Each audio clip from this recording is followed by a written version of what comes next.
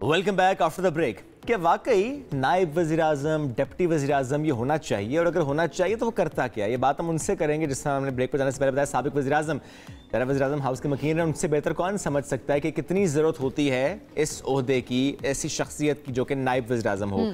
शाहिद खाकान अब्बासी साहब साथ मौजूद हैं। सर कैसे हैं आप? जी शुक्रिया जी। नायब वज़ीर-ए-आज़म आपके दौर में तो कोई नहीं था। देखिए नायब वज़ीर-ए-आज़म ये वज़ीर-ए-आज़म की मर्जी, जिसको जो मर्जी बना लें। ज़रूरत होती है जी, जो नाम दे दें, जो मर्जी बना लें। जरूरत होती है? जरूरत तो नहीं होती, जरूरत नहीं है, वरना आइन में गुंजाइश होती है। ये आइनी पोजीशंस नहीं है। ओके। SAPM आइनी पोजीशन नहीं है। डिप्टी प्राइम मिनिस्टर माजी में 2-3 रहे हैं, आइनी पोजीशन नहीं है।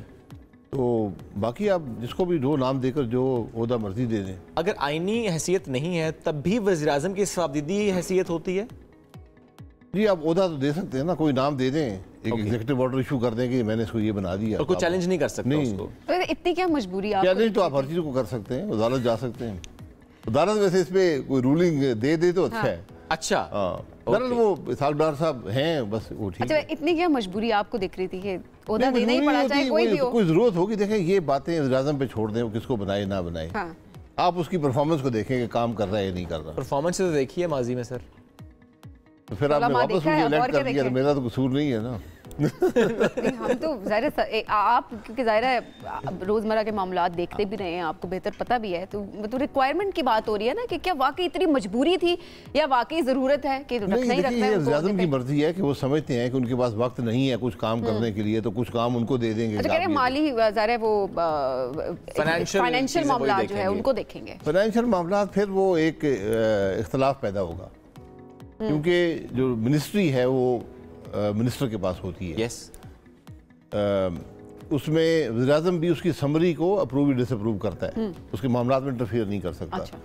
तो डिप्टी वज़ीर-ए-आज़म चूंकि आइनी पोजीशन नहीं है, तो वो क्या इख्तियारात उनके हैं ये क्लियर नहीं है। और ऐसे में अगर कहा यह जाए कि वो मौशी मामलात में चीज़ें सजेस्ट कर सकते हैं, SIFC के प्लेटफॉर्म के बाद क्या वाकई ये मुमकिन है कि किसी और शख्स का आना, किसी और ओहदे पर आना और चीज़ों को डिक्टेट करना या गाइड करना?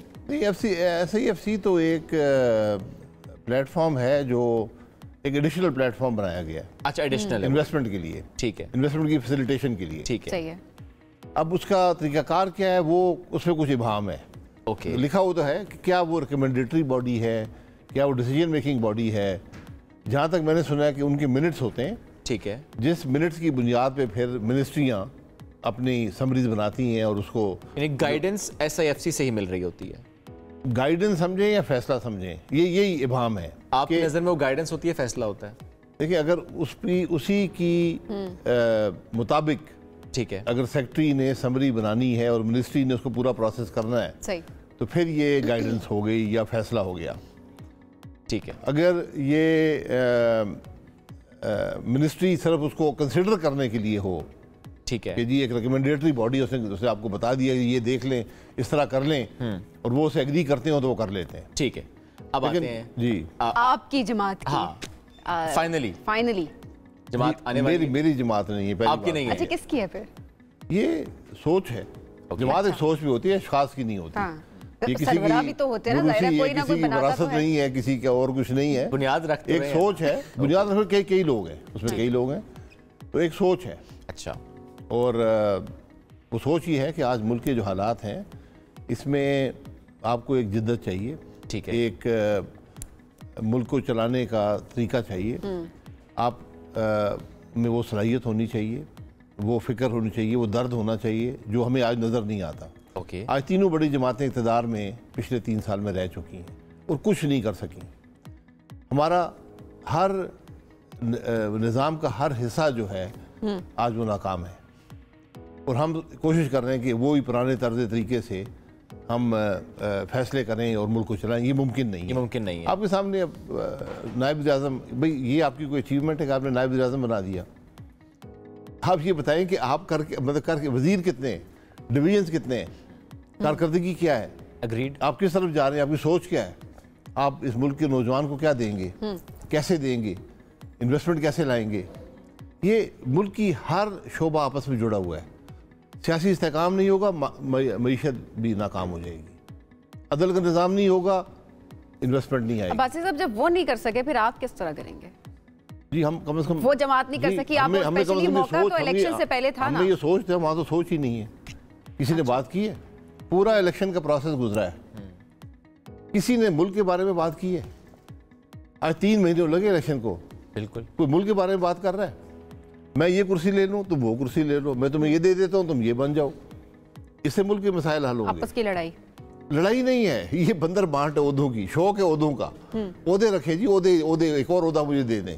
अच्छा, ऐसे में ये मुल्क ओहदों से नहीं चलेगा, ओहदों से नहीं चलेगा। आपकी गालिबन राय तो यही है, जब से आपकी राहें जुदा हुई PMLN से, कि चूंकि इक़्तिदार की कोशिश या इक़्तिदार की ख्वाहिश, एक वजह नजर आई आपको PMLN में, दैट्स वाई आपने रास्ते अपने जुदा। ख्वाहिश एक और होता है, हवस होकर होती है। हवस थी। मैंने वो वर्ड जान के अदा नहीं किया। हर कीमत पर इक़्तिदार और होता है। हाँ। और आपकी राय में हर कीमत पर इक़्तिदार वाली सियासत इस वक्त वाली सियासत हुई है, वो नाकाम है। माजी में इमरान खान साहब इसी रास्ते से आए थे, इसी रास्ते से आज ये हुकूमत आई है, जिस रास्ते से इमरान खान साहब आए। जी बिल्कुल नाकाम रास्ता है। ये मुल्क को कुछ नहीं देता, इक़्तिदार आपको दे देता है, लेकिन उसके बाद कुछ नहीं। लेकिन खुद PMLN के अंदर ये राय पाई जाती है कि वो नहीं आना चाह रहे थे विफाक में, लेकिन और कोई ऑप्शन नहीं थी।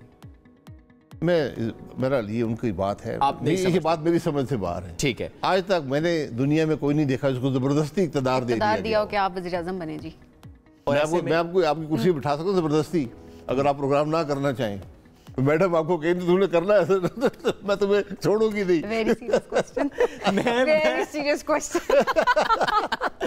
लेकिन वासिफ साहब, ऐसे में वो रहनुमा PMLN के जो हार गए इन इंतखाबात में, खुद वो जो एक बयान लेकर चल रहे हैं, और स्पेशली चूँकि वो नवाज शरीफ साहब शायद करीबी भी हैं, जिस तरह वो गुफ्तगू करते आ रहे हैं, उससे नज़र तो ये आ रहा है कि नवाज शरीफ साहब भी नाउमीद, जिससे ये भी समझ आता है कि नहीं लेनी चाहिए थी हुकूमत, जो भी फैसला हुआ वो गलत फैसला था। आपको लगता है वो जो रहनुमा जो हार चाहिए थी? देखें, ये बात अगर दुरुस्त है फिर छोड़ दें, 1 मिनट लगता है, एक खत लिखना पड़ता है। जब ये सवाल उनसे करो तो वो कहते हैं कि अच्छा छोड़ दें, तो व्हाट्स नेक्स्ट, सिस्टम तो चल रहा है ना। अच्छा, वो ये कह रहे हैं कि ज़ाहिर है मुल्क को बचाने के लिए किसी ना किसी को तो स्टेप इन करना था ना। अब अगर वो ना लेते तो फिर कौन लेता, और कैसे आप स्टेप इन आ गए, आपने कर दिया, फिर काम भी कर देते तो कुछ, वो तो नहीं किया। फिर हुकूमत आपको, फिर अब जबरदस्ती आप पे हुकूमत मुसल्लत कर दी गई।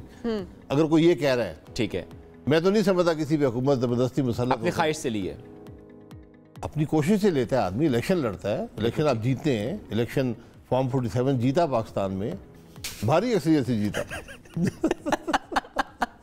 अच्छा, वैसे तो मैं 2 हुकूमतें बना ले, एक फॉर्म 45 की बना ले, एक 47 की बना ले, वहाँ भी वज़ीर-ए-आज़म हो, डिप्टी वज़ीर-ए-आज़म हो, यहाँ भी वज़ीर-ए-आज़म हो। आप भी यही चाहते हैं कि चीज़ें बेहतरी की तरफ जाएं, और जो फॉर्म 45 वाला एक मुतालबा आता है उस पर बात हो, ट्रुथ एंड रिकंसिलिएशन कमीशन बने, ट्रुथ कमीशन बना दे, ट्रुथ कमीशन, ये हुआ क्या है, और आगे से पीछे जाए। इसका पहला सबसे पहले देखिए इस इलेक्शन में क्या हुआ है, ठीक है, ये सबसे, और फिर ये भी देख लेंगे क्या हुकूमत जबरदस्ती दी गई है। पहला स्टेप कौन ले सकता है? पहला स्टेप आपकी सिर्फ सोच हो, दर्द हो मुल्क का, तो स्टेप खुद ही आ जाता है। अगर वो नहीं होगी फिर कभी भी नहीं आएगा। वो नजर आता है किसी एक जमात में? नहीं नजर आया, किसी जमात में नजर नहीं आता। आप बताइए ना, कुछ किया है आप? इस मुल्क के हर शोबे में आपको बेपनाह तब्दीली चाहिए, मैसिव रिफॉर्म चाहिए। तब्दीली का लफ्ज़ खराब हो गया, अब रिफॉर्म की बात करें। रिफॉर्म चाहिए आपको। एक नई जमात कैसे करेगी रिफॉर्म? आपने सोच की बात की, अच्छी बात है। 167 से भी ज्यादा आई थिंक जमातें, 170 जमातें हैं, 3 इक़्तिदार में रह चुकी हैं, वो 3 मैटर करती हैं। ओके, उन तीनों की सोच आपके सामने है। ठीक है, पहली चीज होती है सोच की, फिक्र की, ठीक है, किसी दर्द की, ठीक है, किसी सलाहियत की, ठीक है, कुछ इंटेग्रिटी की, कुछ तजर्बे की। ये चीजें सब मिलकर आप सिर्फ जगह पर खड़े हो, अगर हक की बात करें, वो ही काफी होता है। तो ये बातें तो इलेक्शन से पहले नहीं होनी चाहिए थी। इलेक्शन के बाद जमात की बात करना, उससे क्या फायदा होगा? इलेक्शन तो हमेशा होता है, ये तो प्रोसेस है ना, प्रोसेस है। इलेक्शन से पहले मैं क्या 2 महीने पहले इलेक्शन बना के, वो तो जमातें बनी, उनकी हालत देखी आपने। इलेक्शन में जो जमातें बनती हैं, ये याद रखें, इलेक्शन से पहले एस्टैब्लिशमेंट बनाती है। ओके, तो आप अपने मकासद के लिए कि इसको हराना है, इसको जिताना है, यहाँ कुर्सियाँ, यहाँ वोटें बांटनी है, ये करना है। तो वो ठप्पा ना लगे आप लोगों पे, तो आप लोगों ने कहा इलेक्शन के बाद ही जमात करना। जी, वो फिर आप इल्जाम लग जाता। हमारा इस मामले से कोई ताल्लुक नहीं। अब कौन कौन है साथ इस वक्त हम ख्याल ग्रुप में? देखिए, ये वो जमात नहीं है जो बनी थी कि 5 आदमी यहाँ बिठाए, 10 आदमी यहाँ बिठाए। देखिए जी, 15 आदमी आ गए, 15 सीटें तो पक्की हो गई है ना। अब हमें वैसे 15 भी नहीं मिली थी जी, जो बनी थी जमातें, उनको 15 भी नहीं मिली। नहीं, आदमी तो 30 थे ना। फोटो देखा आपने? जी जी, लगता है किसी जनाजे में बैठे हुए हैं। तो ये चीज़ें नाकाम रही हैं। तो हम एक जमात बना रहे हैं जो ग्रास रूट से होगी। ओके, कौन होगा जो इसमें? सोच लोग आ जाएंगे ना, जमात ग्रो करती है। अच्छा, लीड कौन कर रहा है? अभी बुनियाद कौन कौन रखा है? एक तो ज़ाहिर आप हैं, और कौन है? एक ऑर्गेनाइजिंग कमेटी होगी जो जमात को ऑर्गेनाइज करेगी, उसको ग्रो करेगी, और नाम आपके सामने लोग ज्वाइन करते हैं।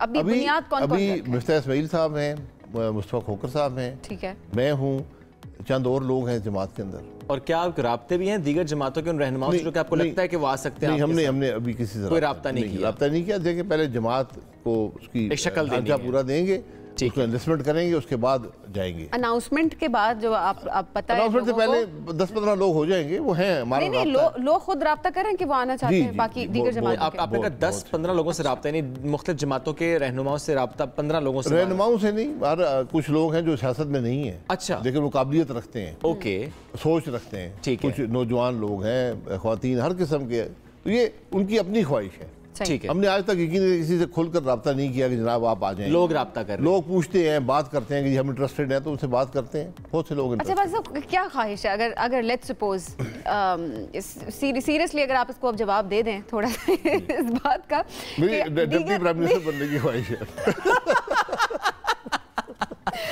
वो इसी हुकूमत में वो कई बन सकते हैं, आपको पता है, कई बन सकते हैं। हाँ, एक नहीं होता भैया, आप 10 बना लें डिप्टी प्राइम मिनिस्टर, कोई मसला नहीं। अच्छा, भाई साहब, दीगर जमातों में से अगर आप देखें, कौन ऐसी काबिल शख्सियत है जो आप चाहते हैं कि आपकी जमात में सबसे पहले आ जाए, जिसे आप खुद राब्ता करना चाहिए कि ये आ जाए? ये एक शख्स की बात नहीं होती, हर शख्स में कुछ काबिलियत होती है, लेकिन हमें वो चीज लोग चाहिए जो जिनके बारे में लोग अच्छी राय रखते हो, अच्छा, जिनके अंदर सलाहियत हो, जो एक दर्द और फिक्र रखते हैं उस मुल्क का। ठीक है।